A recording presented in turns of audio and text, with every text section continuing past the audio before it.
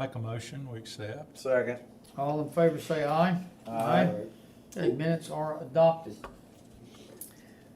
Under new business, item number one, flood insurance for Tuscaloosa Amphitheater. Mr. Holmes. Yes, sir. This is renewal of the city's flood insurance coverage for the Tuscaloosa Amphitheater.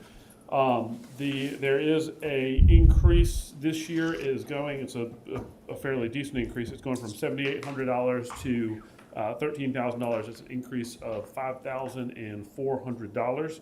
I was just discussing that with Rick, and he's happy to give you far more details than I can. Okay. But the large portion of this is A, things are getting more expensive to rebuild, as we're all aware, and B, the federal government has raised their flood insurance rates. So that's the 1 sentence version of why this has increased. Mr. Manasco can give you more details than that if you would like. All right. Rick, you want to give us the five sentence version? Well, we've got several buildings down there, and for example, I'm gonna use just the easy way to do it. We have the Blower building, which is on the back of the amphitheater there. The building is insured for $80,600. We don't have any contents, and the premium last year was $582. This year, the coverage went from up to $81,000, and the premium will be $631. We either had a little bit of coverage increase, or we had a little bit of premium increase. All of this is through the National Flood Insurance Program, which is 100% backed by the federal government, and they have an increase each year of a nominal amount on their rates to keep up with inflation. But this was an increase of nearly 90%, wasn't it? Uh, You said the premium last year was 7,000 more? That was my notes. I have it by building. I don't think it was quite that much. I can add it up real quick. Y'all excuse me real quick. Okay.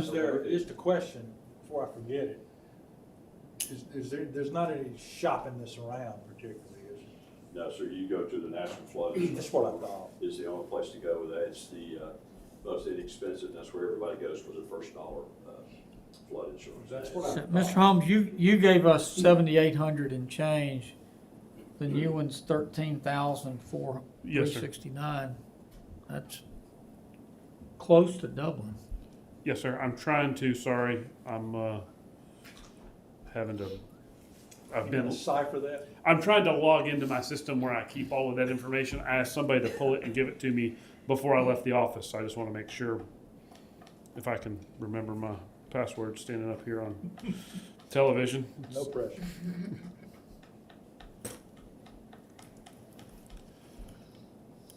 Try Wilhelm 1, 2, 3, 4.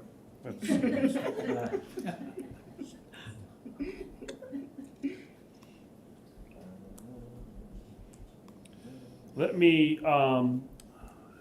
go back and look at let me find where y'all renewed this last year. That may be the better way to do this. If you'll bear with me 1 second, I'm sorry.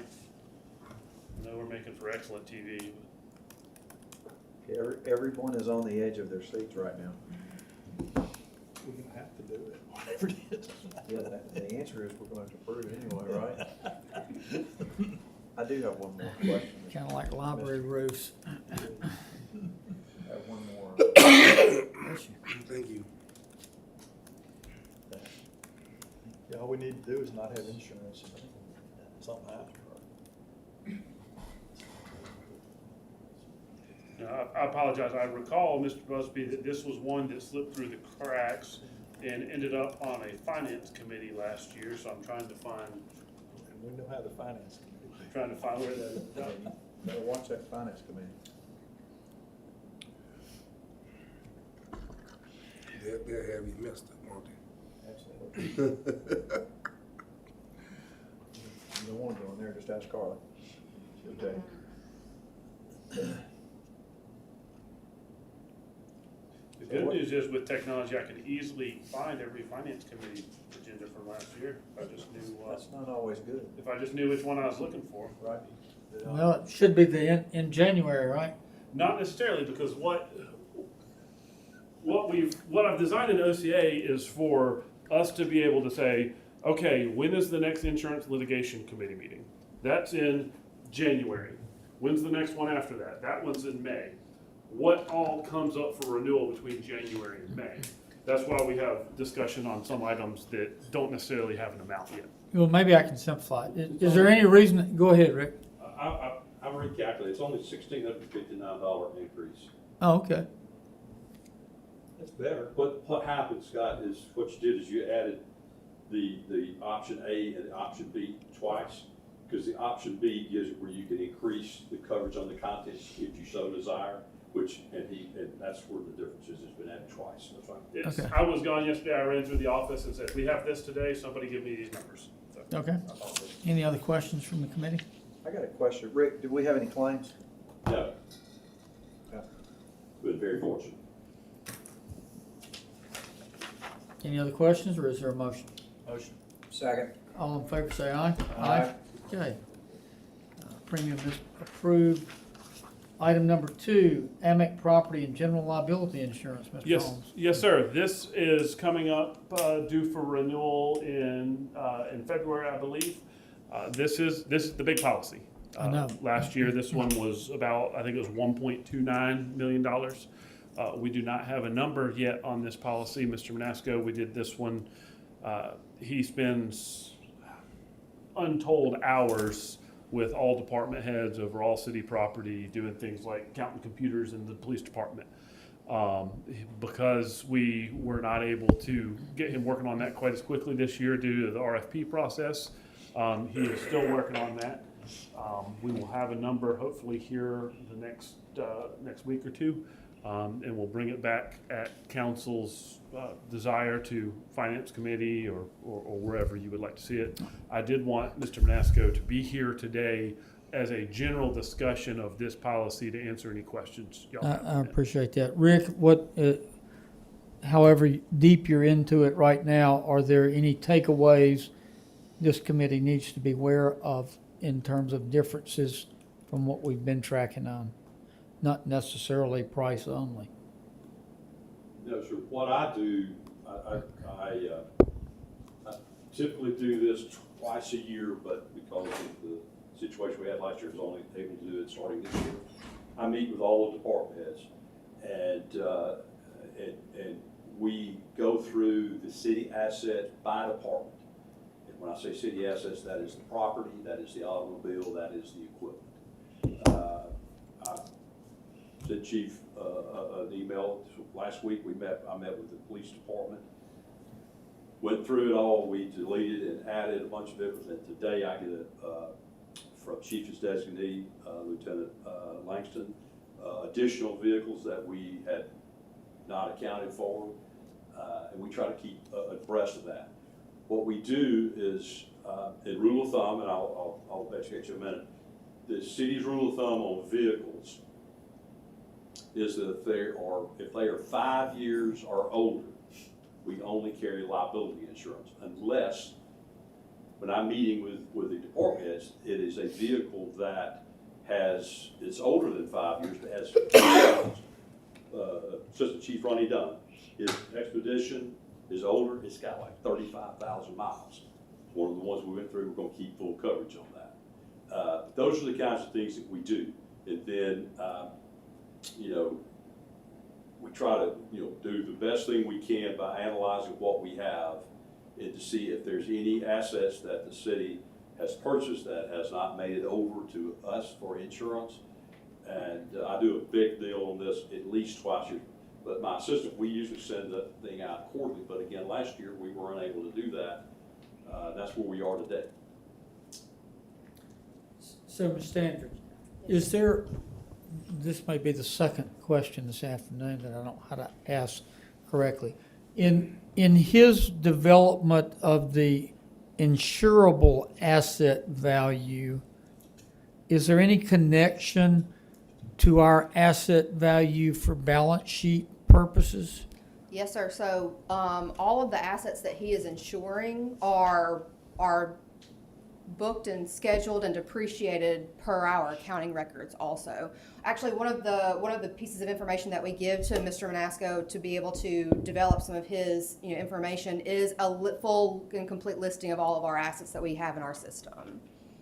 Okay, And so- he works with one of the accountants that is, deep into our fixed asset module, and she can do determination of individual pieces, and that kind of information flows back and forth with Joy in his office on a almost daily basis, multi times a week. Yes. So we hand over to him our calculation of asset value and depreciation, et cetera, and then he coordinates with the individual department head responsible to make the decision of what portion or what type of insurance to apply to those assets. Is that, Actually, I provide the list. you provide the I list? provide the of- list.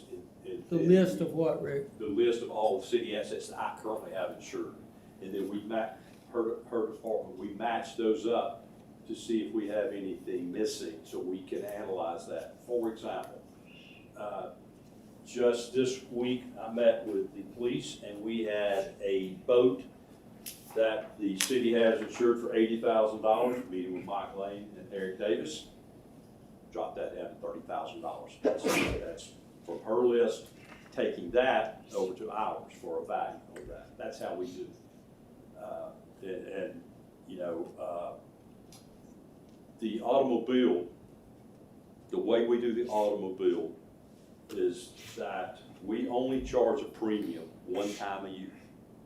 So it's very advantageous on the city's behalf that we have any automobile that you are surplusing, that we delete that from the policy prior to the renewal, or you will be charged for it next renewal term. And we don't want it to be charged. We renew this in February, you surplus it in March, you'll pay a whole year's premium for it. We don't want to do that. Same thing if you buy new vehicles. If you buy new vehicles and you don't take those until after the renewal of the policy, we don't charge an insurance premium on those. And most of the vehicles we're taking off from the police department have been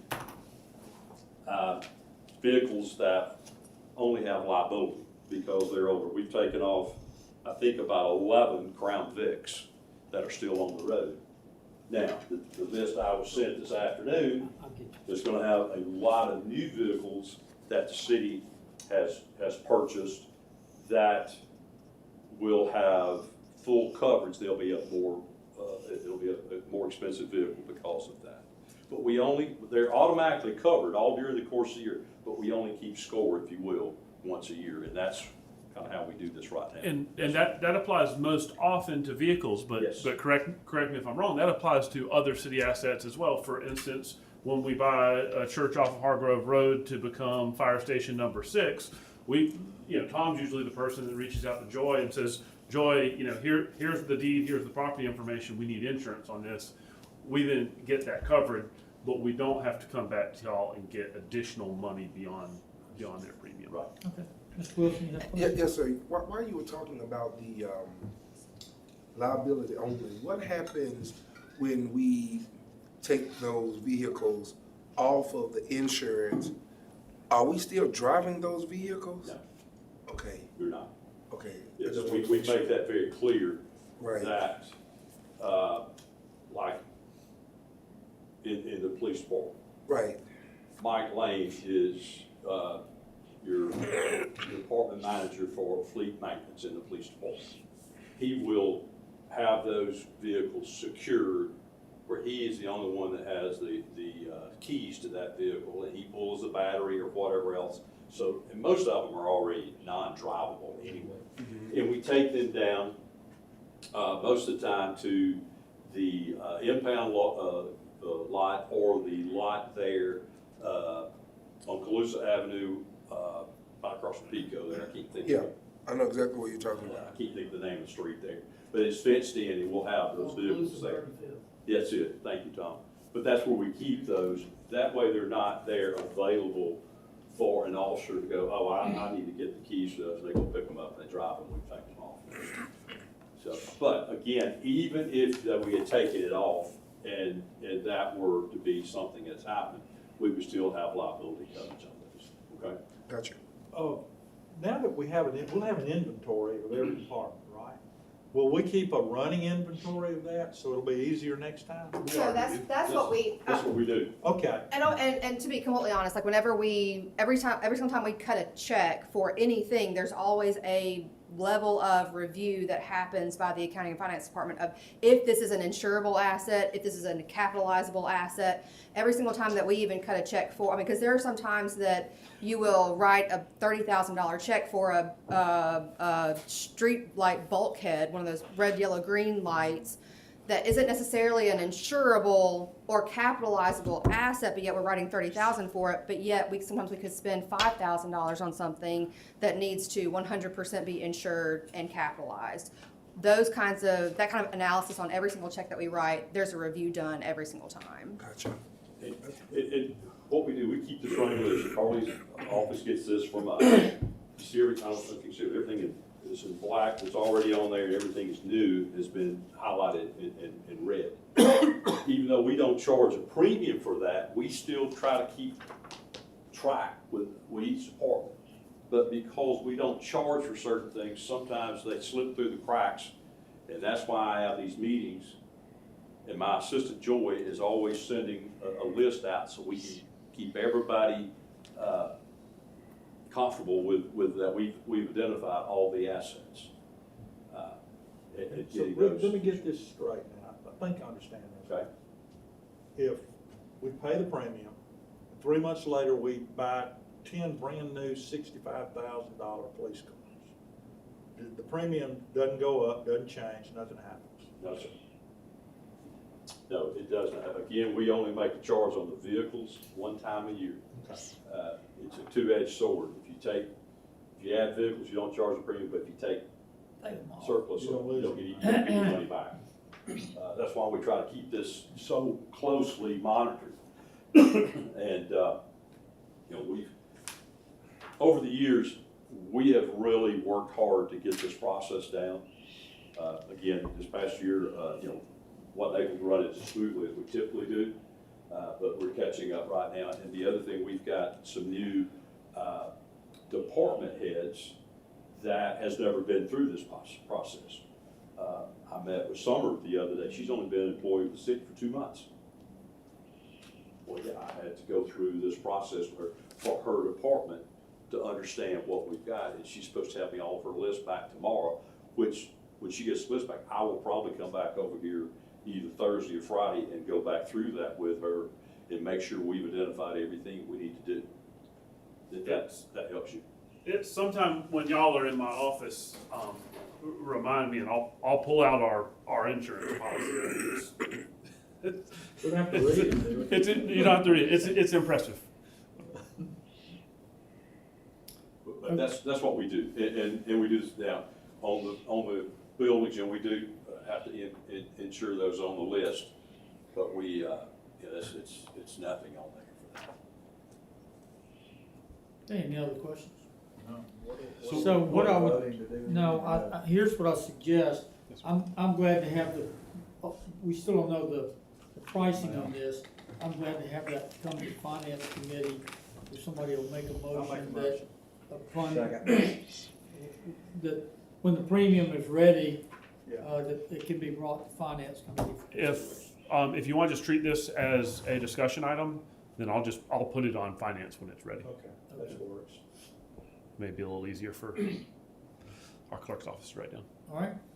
Is there any other business to be brought before the litigation and insurance committee? Oh, there's no other litigation we need to be made aware of? Okay. All right, any other business? Is there a motion to adjourn? So moved. Second. All in favor say aye.